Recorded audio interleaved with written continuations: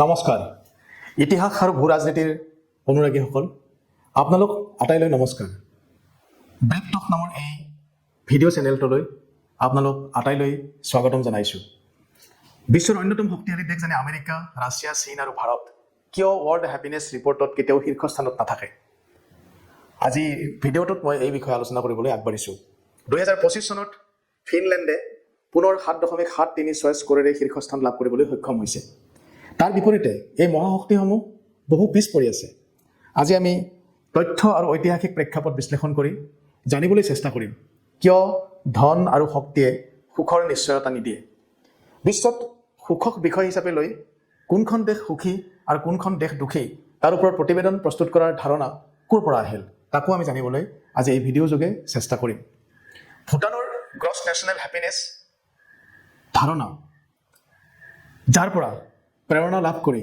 বিশ্ব সুখ প্ৰতিবেদন 2012 চনত আৰম্ভ কৰা হৈছিল 1972 চনত ভূটানৰ চতুৰ্থ ৰজা জিগমে সিংগে ৱাংচুকে ভূটানত গ্ৰছ নেশ্যনেল হেপিনেছ প্ৰৱৰ্তন কৰিছিল যিয়ে নাগৰিকৰ সুস্থতাক অৰ্থনৈতিক বিকাশতকৈও বেছি প্ৰাধান্য দিছিল ভূটানে 2008 চনত তেওঁলোকৰ সংবিধানত GNH অন্তৰ্ভুক্ত কৰিছিল মানসিক সুস্থতা স্বাস্থ্য শিক্ষা আৰু পৰিৱেশৰ স্থিৰতাৰ দৰে 9টা বিষয় তেওঁলোকে বাছি লৈছিল আৰু এই 9টা বিষয় বা 9টা ক্ষেত্ৰৰ জৰিয়তে সুখ জোখাৰ পদ্ধতি প্ৰথম আৰম্ভ কৰিছিল ভূটানে এই পদ্ধতিয়ে বিশ্বৰ দৃষ্টি আকৰ্ষণ কৰিছিল এখন দেশৰ বিকাশ জোখা হয় সাধাৰণতে জিডিপিৰে অৰ্থাৎ গ্ৰছ ডমেষ্টিক প্ৰডাক্টেৰে ভূটানে প্ৰমাণ কৰি দিছিল যে জিডিপিতকৈও গুৰুত্বপূৰ্ণ হৈছে GNH অৰ্থাৎ গ্ৰছ নেশ্যনেল হেপিনেছ হয়তো সুখ নাথাকিলে বিকাশৰ দৰকাৰেই বা কি ভূটানে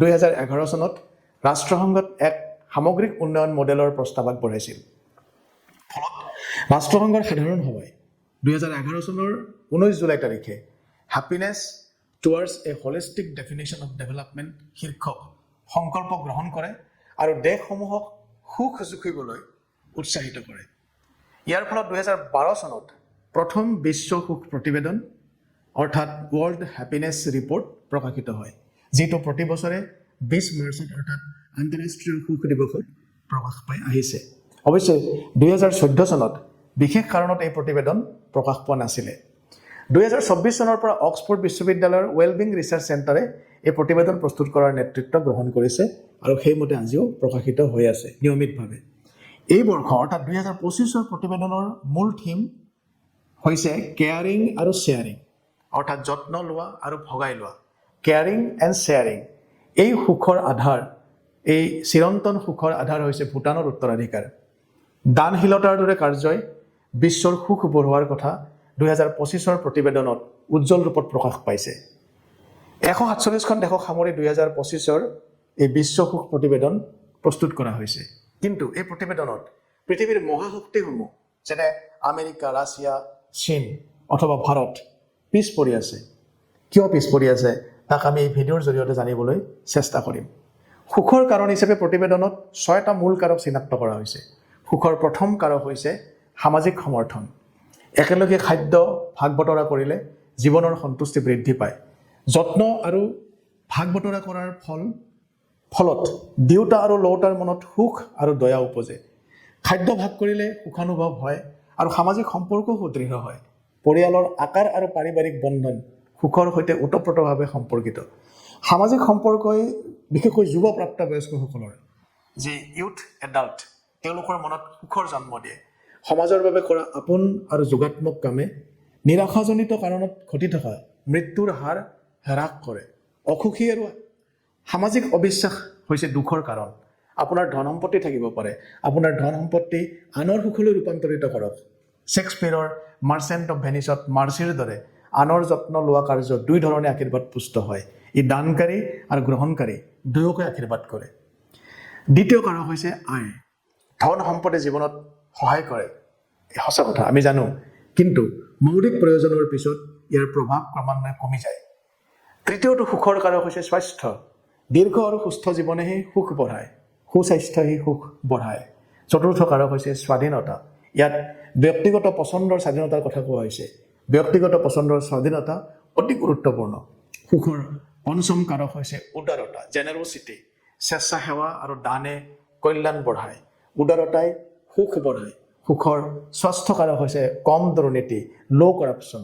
দুৰ্নীতিমুক্ত অথবা কম দুৰ্নীতিয়ে চৰকাৰী বেচৰকাৰী প্ৰতিষ্ঠানৰ ওপৰত ভৰসা বঢ়ায় আৰু ই সুখৰ অন্যতম চাবিকাঠি। নৰ্ডিক দেশসমূহ এই সকলো দিশত এই ছটা কাৰকৰ সকলো দিশত উৎকৃষ্ট। কিন্তু এই যে মহাশক্তিসমূহৰ কথা আমি কৈ আছোঁ, তেওঁলোকৰ কি হৈছে? তেওঁলোক কিয় পিছ পৰি থাকে? তেওঁলোকৰ ধন আছে, সামৰিক শক্তি আছে, পৰমাণু আছে, কিন্তু তেওঁলোক পিছ পৰি আছে। এইবাৰৰ বিশ্ব সুখ প্ৰতিবেদনত আমেৰিকাৰ স্থান 24, স্ক'ৰ 6.9।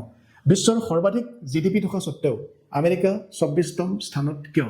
কাৰণ আমেৰিকাত গ্ৰছ ডেভেলপমেণ্ট প্ৰডাক্ট আছে, গ্ৰছ নেশ্যনেল হেপিনেছ নাই। আমেৰিকাত 30 বছৰৰ তলৰ যুৱকসকলৰ 19% লোকে 2023 চনত সামাজিক সমৰ্থনৰ অভাৱৰ কথা জনাইছে। অৰ্থাৎ তেওঁলোকে সদায় ছ'চিয়েল ছাপৰ্টৰ অভাৱ অনুভৱ কৰে, যি 2006ৰ তুলনাত 39% বৃদ্ধি পাইছে। অৰ্থাৎ দিনে দিনে ইয়াৰ সামাজিক সমৰ্থনৰ অভাৱ বৃদ্ধি পাই আছে। একেলগে খাদ্য গ্ৰহণ নকৰা লোকৰ সংখ্যা আমেৰিকাত 53%লৈ বৃদ্ধি পাইছে। আমেৰিকাত ছ'চিয়েল মিডিয়া আৰু ৰাজনৈতিক বিভাজনে অবিশ্বাস বঢ়াইছে। যুৱকৰ মাজত চিন্তা আৰু দুখৰ অনুভৱ বাঢ়িছে। আমেৰিকাত যুৱকসকলে ঘৰ আৰু চাকৰিৰ সামৰ্থ্য হেৰুৱাইছে। অসমতা, ইনিকুৱালিটিত ভুগিছে। বিপৰীতে এই নৰ্ডিক দেশসমূহৰ যিসকল সুখৰ তালিকাত প্ৰথম শ্ৰেণীত থাকে, সেইসকলৰ সমতাৰ ধাৰণা বৃদ্ধি পাইছে। আমেৰিকাত চৰকাৰৰ ওপৰত ক্ৰমান্বয়ে আস্থা আৰু ভৰসা হ্ৰাস পাই আহিছে। সুখৰ প্ৰতিযোগিতাত চীন আছে 60 নম্বৰত, স্ক'ৰ 5.8। চীনৰ সামৰিক আৰু অৰ্থনৈতিক উত্থানেও চীনৰ সুখ বঢ়াব পৰা নাই। চীনত ৰাষ্ট্ৰীয় নিয়ন্ত্ৰণ ইমানেই বেছি যে ই ৰাইজৰ স্বাধীনতা সীমিত কৰে। অৱশ্যে ভাৰত এই দিশত চীনতকৈ কিছু আগবঢ়া। চীনতকৈ ভাৰতৰ অৱস্থা কিছু ভাল। চীনত সামাজিক ব্যৱধান অথবা বৈষম্যৰ ফলত পাৰস্পৰিক আৰু মানসিক সংযোগ অতি দুৰ্বল। চীনত অসমতাৰ পৰিণতি, ইনইকুৱেলিটিৰ ৰিজাল্ট, গ্ৰাম্য জনসংখ্যা উন্নয়নৰ সুবিধাৰ পৰা সম্পূৰ্ণ বঞ্চিত। প্ৰতিযোগিতামূলক শিক্ষা আৰু চাকৰিয়ে 30ৰ পৰা 46 বয়সৰ যিখিনি চীনা লোক আছে, তেওঁলোকৰ মাজত প্ৰচণ্ড মানসিক চাপৰ সৃষ্টি কৰে। সুখৰ দৌৰত ৰাছিয়া আছে 70 স্থানত, স্ক'ৰ 5.5। ৰাছিয়াৰ সামৰিক আৰু অৰ্থনৈতিক শক্তিয়ে সুখ আনিব পৰা নাই। ৰাছিয়াত ব্যক্তিৰ পচন্দ আৰু অপচন্দৰ স্বাধীনতা অতি কম।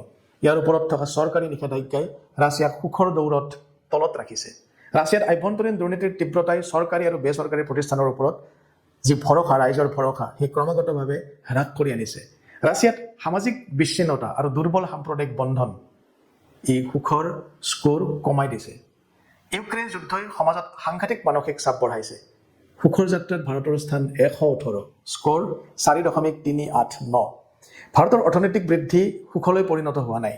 সামাজিক অসমতাৰ দিশত ভাৰতে কম স্ক'ৰ লাভ কৰিছে। ভাৰতত বিশেষকৈ নগৰীয়া জীৱনত, চহৰীয়া জীৱনৰ সামাজিক বিচ্ছিন্নতা, ইজনৰ লগত সিজনৰ সম্পৰ্ক নোহোৱা এই ব্যৱস্থাই, ইয়াৰ ফলত সৃষ্টি হোৱা নিৰ্জনতাই বিশেষকৈ যুৱকসকলৰ মাজত দুখৰ প্ৰভাৱ পেলাইছে। ভাৰত দুৰ্নীতিৰ ক্ষেত্ৰত কিছু উন্নতি লাভ কৰিলেও ৰাইজৰ মাজত অবিশ্বাস এতিয়াও অটল হৈয়ে আছে। অৰ্থাৎ ৰাইজে এতিয়াও প্ৰতিয়ন যোৱা নাই যে দুৰ্নীতি আঁতৰি যাব, সম্পূৰ্ণৰূপে নাইকিয়া হ'ব। বিশ্বৰ এই 4খন শক্তিশালী দেশ সুখী হ'ব নোৱাৰা কথাই নিশ্চিতভাৱে প্ৰমাণ কৰিলে যে ধন আৰু শক্তিয়ে সুখ কিনিব নোৱাৰে। সামাজিক বন্ধন, ভৰসা আৰু স্বাধীনতা অধিক গুৰুত্বপূৰ্ণ। ৱৰ্ল্ড হেপিনেছ ৰিপৰ্ট 2025ত এই কথা স্পষ্ট হৈছে। বিশ্বৰ শক্তিশালী দেশসমূহ কিয় সুখী নহয়? এই বিষয়ে আপোনাৰ মতামত কি? কমেণ্ট কৰিব পাৰে, লাইক কৰক আৰু ইতিহাস আৰু ভূ ৰাজনীতিৰ গভীৰ বিশ্লেষণৰ বাবে ব্ৰিফ টক নামৰ মোৰ এই চেনেলটো ছাবস্ক্ৰাইব কৰক। সম্পূৰ্ণ তথ্যৰ বাবে ৱৰ্ল্ড হেপিনেছ ৰিপৰ্ট 2025 পঢ়ি চাব পাৰে। নমস্কাৰ, ধন্যবাদ।